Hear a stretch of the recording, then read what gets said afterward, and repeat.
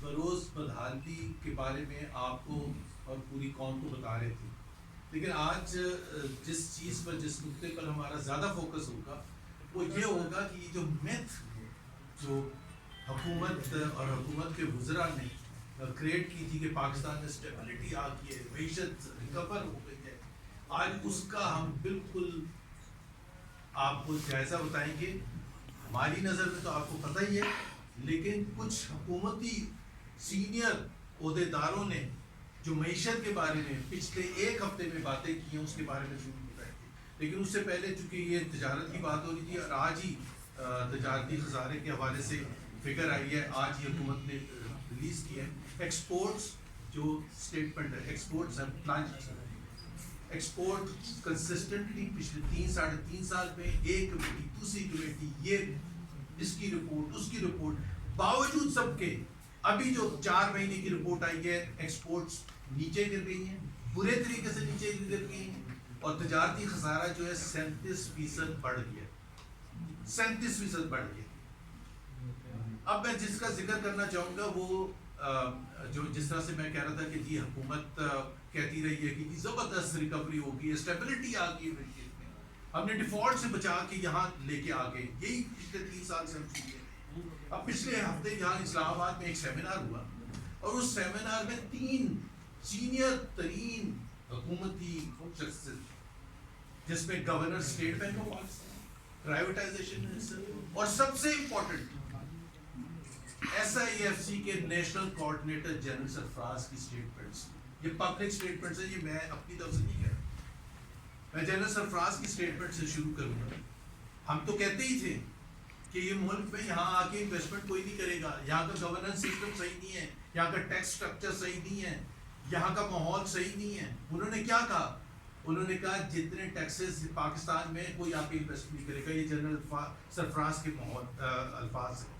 General سرفراز نے یہ بھی کہا کہ پاکستان میں بزنس ایز یوزل اب نہیں چل سکتا. Exact words business as usual جو پچھلے 2-3 سال سے چلتا رہا ہے وہ نہیں چل سکتا، اس سے آگے ترقی نہیں ہو سکتی، پاکستان معیشت میں پھنسا رہے گا.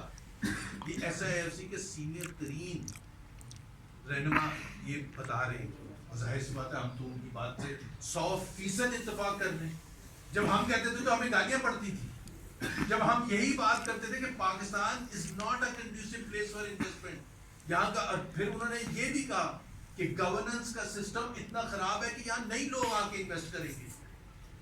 گورنر اسٹیٹ بینک کیا فرماتے ہیں؟ گورنر اسٹیٹ بینک نے کہا کہ جو ہم نے پالیسی پچھلے کچھ عرصے سے رکھی ہوئی ہے، کچھ سالوں سے، it has inflicted serious pain to the people of Pakistan.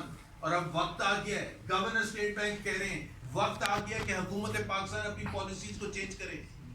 یہ محمد زبیر یا تیمور جھگڑا نہیں کہہ رہے، یہ گورنر اسٹیٹ بینک کہہ رہے ہیں.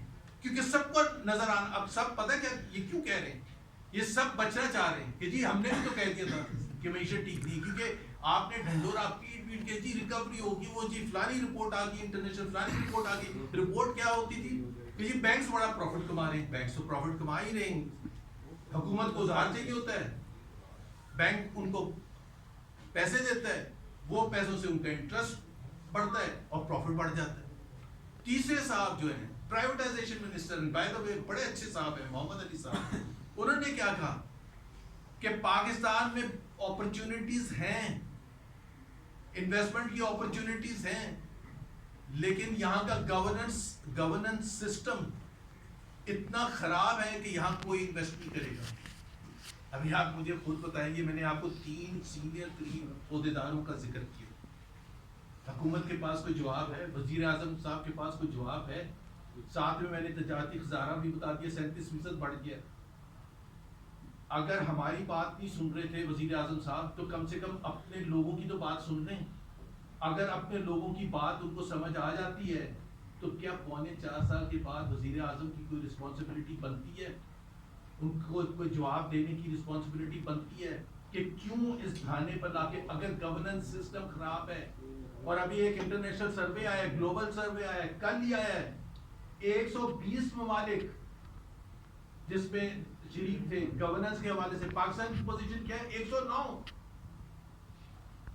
مطلب آپ کسی کسی چیز میں آپ کوئی کارنامہ آپ کرتے ہی نہیں، پھر کہتے ہیں کہ پاکستان کی عزت بڑی خراب ہے. پاکستان کی عزت کوئی گلوبل سروے آ جائے، کسی چیز کا سروے آ جائے، اس میں سب کے پیچھے پاکستان ہوتا ہے اور کہتے ہیں پاکستان کی عزت بڑی بڑھ گئی ہے. عزت وہ کہتے ہیں کہ عطا ترار صاحب جاتے ہیں وہ ریڈ پاسپورٹ رکھتے ہیں تو بڑا ظاہر ہے فورن اسٹیمپ لگتے ہیں. جو گرین پاسپورٹ کے ساتھ جاتا ہے، جس کو ویزا نہیں مل رہا، جو دھکے کھا رہا ہے، پاکستانی، عام پاکستانی، پڑھا لکھا پاکستانی، اس سے پوچھے کہ پاکستان کی عزت باہر کیا ہے.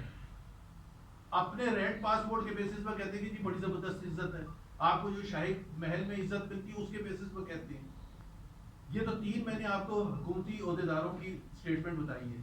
پچھلے ہفتے ایک اور سروے آیا جو حکومت نے کرایا ہے، اپوزیشن نے نہیں کرایا. وہ سروے تھا ان امپلائمنٹ کے بارے میں. کیا کہتا ہے سروے؟ پچھلے 21 سال کی بلند ترین شرح پر ہے ان امپلائمنٹ، بے روزگاری. یہی باتیں ہم پہلے بیٹھ کے کرتے تھے نا، اب حکومت نے بھی کہہ دیا 21 سال 2004 کے بعد سب سے زیادہ بے روزگاری آج ہے اس وقت حکومتی پالیسیوں کی وجہ سے. اور یہ حکومت کے نمبرز ہیں جو کہ انڈیپینڈنٹ اکانومسٹ اس سے ڈس ایگری کرتے ہیں. حفیظ پاشا یا دوسرے اکانومسٹ وہ کہتے ہیں 22 سے 24% ہے، حکومت کہہ رہی ہے 7% ہے. 7% کو بھی لے لے تو 21 سال کی بلند ترین شرح ہے بے روزگاری.